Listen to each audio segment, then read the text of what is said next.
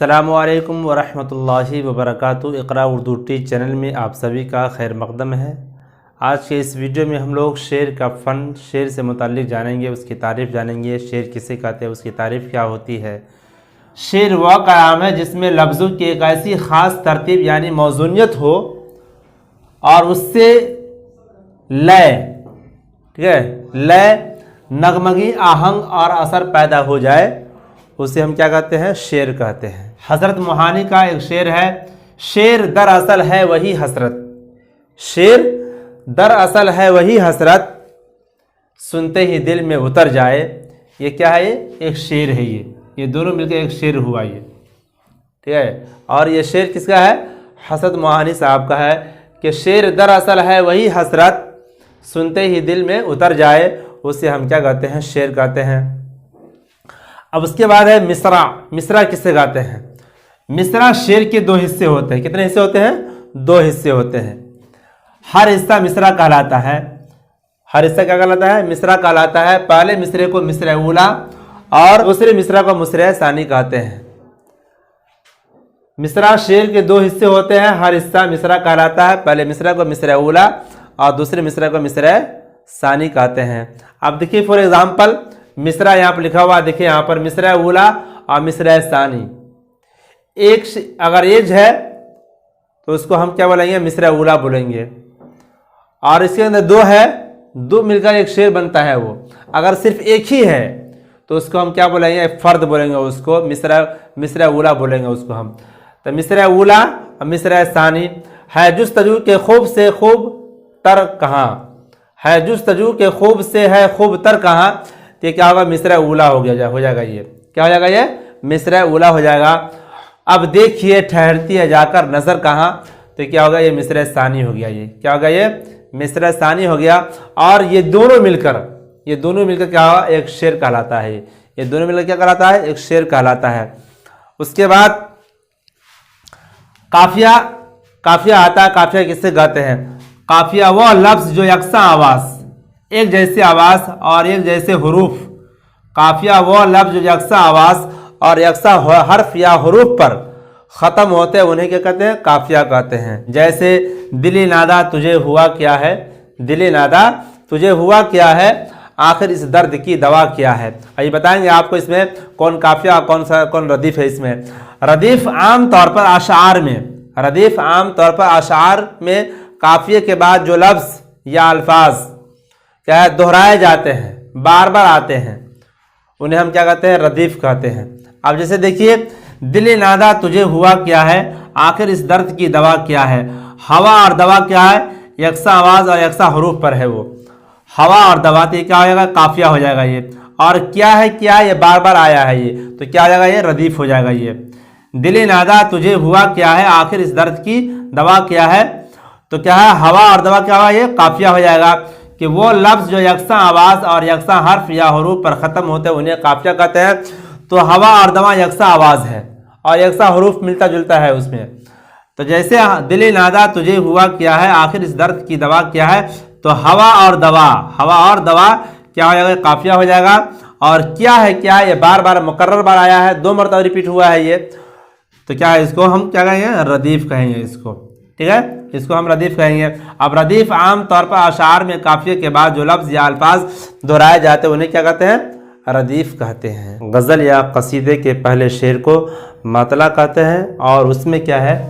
مطلع۔ غزل یا قصیدے کے پہلے شعر کو مطلع کہتے ہیں جس کے دونوں مصرے کیا ہے؟ جس کے دونوں مصرے ہم قافیہ و ہم ردیف ہوتے ہیں، اسے ہم کیا کہتے ہیں؟ مطلع کہتے ہیں، ٹھیک ہے۔ جیسے کوئی امید بر نہیں آتی، کوئی صورت نظر نہیں آتی، کوئی امید بر نہیں آتی، کوئی صورت نظر نہیں آتی، تو یہ دونوں جو ردیف اور قافیہ ہے، ٹھیک ہے۔ جیسے دیکھیے آپ یہ بر ہے، یہاں پر نظر ہے، اور نہیں آتی اور نہیں آتی، اس سے مطلع غزل یا قصیدے کے پہلے شعر کو مطلع کہتے ہیں جس کے دونوں مصرے ہم قافیہ و ہم ردیف ہوتے ہیں۔ جیسے کوئی امید بر نہیں آتی، کوئی صورت نظر نہیں آتی۔ مطلع کے بعد کیا؟ مقطع ہے۔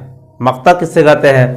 تو مقطع جس شعر میں شاعر اپنا مختصر نام یعنی تخلص استعمال کرتا ہے، مقطع جس شعر میں شاعر اپنا مختصر یعنی تخلص استعمال کرتا ہے اسے کیا کہتے ہیں؟ مقطع کہتے ہیں. کیا کہتے ہیں؟ مقطع کہتے ہیں. جیسے دیکھیے اس میں کعبے کس منہ سے جاؤ گے غالب شرم تم کو مگر نہیں آتی. تو یہاں کیا غالب کیا ہے؟ یہ مقطع ہے یہاں پہ استعمال کیا ہے, اپنا تخلص استعمال کیا ہے اس میں. تو یہ شعر کیا آئے گا؟ یہ مقطع کہلائے گا. یہ چونکہ غالب کا پورا نام کیا ہے؟ مرزا اسد اللہ خان نام ہے, اور انہوں نے صرف اپنا غالب تخلص استعمال کیا ہے.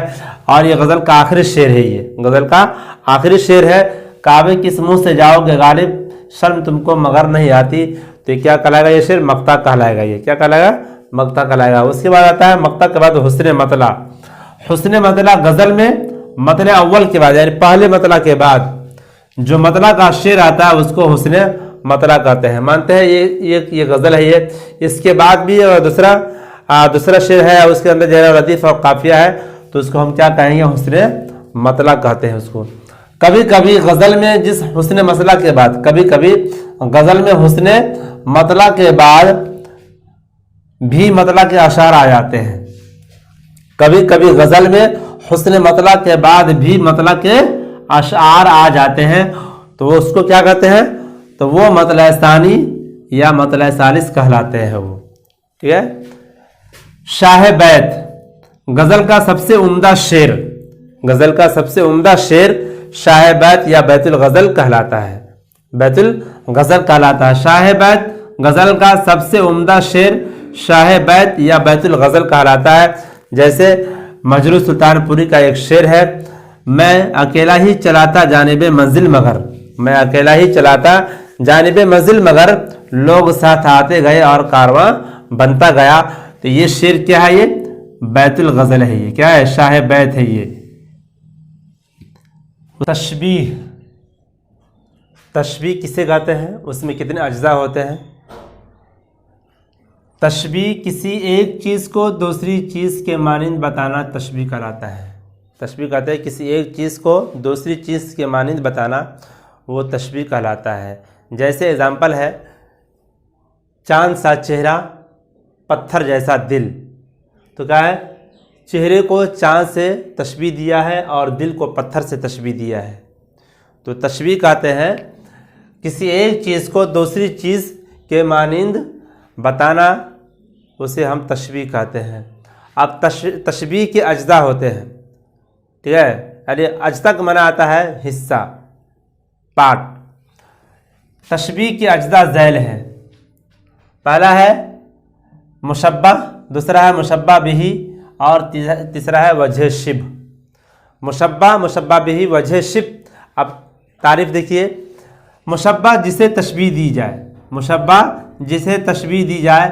مشبہ بہ جس سے تشبیہ دی جائے. پہلا ہے مشبہ جسے تشبیہ دی جائے, اور مشبہ بہ جس سے تشبیہ دی جائے, اور تیسرا ہے وجہ شبہ جس وجہ سے تشبیہ دی جائے, اس کو ہم کیا بولتے ہیں؟ وجہ شبہ. تو ہوا تشبیہ کے اجزاء ذیل ہے. تو مشبہ جسے تشبیہ دی جائے, مشبہ بہ جس سے تشبیہ دی جائے, وجہ شبہ جس وجہ سے تشبیہ دی جائے. جیسے محمود شیر کی طرح بہادر ہے. محمود شیر کی طرح کیا ہے؟ بہادر ہے. تو محمود کیا آ جائے گا؟ یہ مشبہ ہو جائے گا. کیا ہوگا؟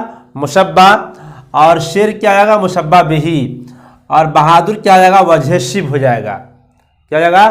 وجہ شبہ ہو جائے گا. اور تو محمود مشبہ, شیر مشبہ بہ, اور بہادر وجہ شبہ. تو یہ ہے تشبیہ. آگے ہے قصیدہ. قصیدہ کسے کہتے ہیں؟ قصیدہ کی تعریف کیا ہوتی ہے؟ قصیدہ شاعری کی وہ صنف ہے. قصیدہ شاعری کی وہ صنف ہے جس میں کسی کی تعریف یا مذمت کی جاتی ہے. یعنی اس میں کسی کی تعریف بھی بیان کی جاتی ہے, تعریف بھی کی جاتی ہے, اور اس کی برائی بھی بیان کی جاتی ہے یا برائی بھی کی جاتی ہے. تو اس کو ہم کیا بولتے ہیں؟ قصیدہ بولتے ہیں. تو قصیدہ شاعری کی وہ صنف ہے جس میں کسی کی تعریف یا مذمت کی جاتی ہے, اسے ہم کیا کہتے ہیں؟ قصیدہ کہتے ہیں. اس کے بعد آتا ہے مرثیہ. مرثیہ لفظ رسا سے بنا ہے. مرثیہ لفظ رسا سے بنا ہے. اس کے معنی ہے رونا.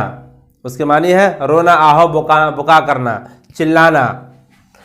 لفظ رسا, مرثیہ لفظ رسا سے بنا ہے. اس کے معنی ہے رونا, آہو بکا کرنا.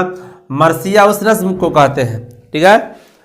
مرثیہ اس نظم کو کہتے ہیں جس میں کسی مرنے والے کے اوصاف بیان کیے جائے اور اس کی وفات پر رنج و غم کا اظہار کیا جائے تو اسے ہم کیا کہتے ہیں؟ مرثیہ کہتے ہیں۔ مرثیہ لفظ رسا سے بنا ہے، اس کے معنی آواز آہ و بکا کرنا، اور مرثیہ اس نظم کو کہتے ہیں جس میں کسی مرنے والے کے اوصاف بیان کی جائے اور اس کی وفات پر رنج و غم کا اظہار کیا جائے تو ہم اسے کیا کہتے ہیں؟ مرثیہ کہتے ہیں۔ اس کے بعد ہے مثنوی۔ مثنوی کسے کہتے ہیں؟ مثنوی لفظ شے سے بنا ہے، شے سے بنا ہے۔ مثنوی لفظ شے سے بنا ہے جس کے لغوی معنی دو کے ہوتے ہیں۔ جس کے لغوی معنی کیا ہوتے ہیں؟ لغوی یعنی مثنوی لفظ شے سے بنا ہے جس کے لغوی معنی دو کے ہوتے ہیں۔ مثنوی مسلسل اشعار کے اس مجموعے کو کہتے ہیں جس میں شعر کے دو مصرے ہم قافیہ ہوتے ہیں، جس میں شعر کے ہم دو مصرے قافیہ ہوتے ہیں، اور ہر شعر کا قافیہ بالعموم الگ ہوتا ہے، اس میں اشعار کی تعداد مقرر نہیں ہے، اسے ہم کیا بولتے ہیں؟ مثنوی بولتے ہیں۔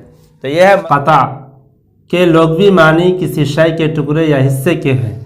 اب اس کی تعریف کیا ہے؟ قطع ایسی نظم کو کہتے ہیں، قطع ایسی نظم کو کہتے ہیں جس میں کسی مضمون کا مسلسل بیان ہو تو اس کو ہم کیا کہتے ہیں؟ قطع کہتے ہیں۔ تو قطع کے لغوی معنی کسی شے کے ٹکڑے یا حصے کے ہوتے ہیں، اور قطع ایسی نظم کو کہتے ہیں جس میں کسی مضمون کا مسلسل بیان ہو تو اسے ہم کیا کہتے ہیں؟ قطع کہتے ہیں۔ دوسرا ہے اس میں کم سے کم دو شعر ہوتے ہیں۔ قطع کے اندر کم سے کم کتنے شعر ہوتے ہیں؟ دو شعر ہوتے ہیں، اور زیادہ سے زیادہ اشعار کی تعداد مقرر نہیں ہے، دو سے زیادہ بھی ہو سکتا ہے وہ، لیکن کم سے کم کیا ہے؟ کتنے شعر ہوتے ہیں؟ اس کے اندر دو شعر ہوتے ہیں۔ نظم کسے کہتے ہیں؟ نظم شاعری کی اس صنف کو کہتے ہیں جس میں ایک ہی موضوع پر تسلسل کے ساتھ یعنی لگاتار تسلسل کے ساتھ اظہار خیال کیا جائے، اسے ہم کیا کہتے ہیں؟ نظم کہتے ہیں۔ تو نظم شاعری کے اس صنف کو کہتے ہیں جس میں ایک ہی موضوع پر تسلسل کے ساتھ اظہار خیال کیا جائے، یا ایک ہی تجربے کا بیان ہو، یا ایک ہی واقعہ نظم کیا جائے تو اسے ہم نظم کہتے ہیں۔ اب حیت کے اعتبار سے نظم کی تین قسمیں ہیں۔ حیت کے اعتبار سے نظم کی تین قسمیں ہیں جو آپ دیکھ رہے ہیں۔ حیت کے اعتبار سے نظم کی تین قسمیں ہوتی ہیں۔ پہلا ہے پابند نظم، دوسرا ہے نظم معرہ، تیسرا ہے آزاد نظم۔ اب ہر ایک تینوں کی تعریف ہے۔ پابند نظم کسے کہتے ہیں؟ وہ نظم ہے جس میں بحر کے استعمال اور قافیوں کی ترتیب میں مقررہ اصولوں کی پابندی کی گئی ہو، اسے ہم کیا کہتے ہیں؟ پابندی نظم کہتے ہیں۔ دوسرا ہے نظم معرہ، وہ نظم جس کے تمام مصرے برابر کے ہوں مگر ان میں قافیے کی پابندی نہ ہو تو اسے ہم کیا کہتے ہیں؟ نظم معرہ کہتے ہیں۔ کیا بولتے ہیں اس کو؟ نظم معرہ بولتے ہیں۔ اور تیسرا ہے آزاد نظم، ایسی نظم ہے جس میں قافیے و ردیف کی پابندی نہیں ہوتی ہے، اور اس کے ارکان بحر میں کمی بیشی ہو سکتی ہے، بڑھایا بھی جا سکتا ہے، گھٹایا بھی جا سکتا ہے، اس کی وجہ سے اس کے مصرے چھوٹے بڑے ہو جاتے ہیں۔ اس کے بعد ہے ایک ہے نثری نظم۔ نثری نظم یہ نظم چھوٹی بڑی سطروں پر مشتمل ہوتی ہے۔ نثری نظم یہ چھوٹی بڑی سطروں پر یعنی لائنوں پر مشتمل ہوتی ہے، اس میں نہ تو ردیف و قافیہ کی پابندی ہوتی ہے اور نہ بحر و وزن کی پابندی ہوتی ہے، بالکل یہ کیا نثری نظم ہوتی ہے وہ یہ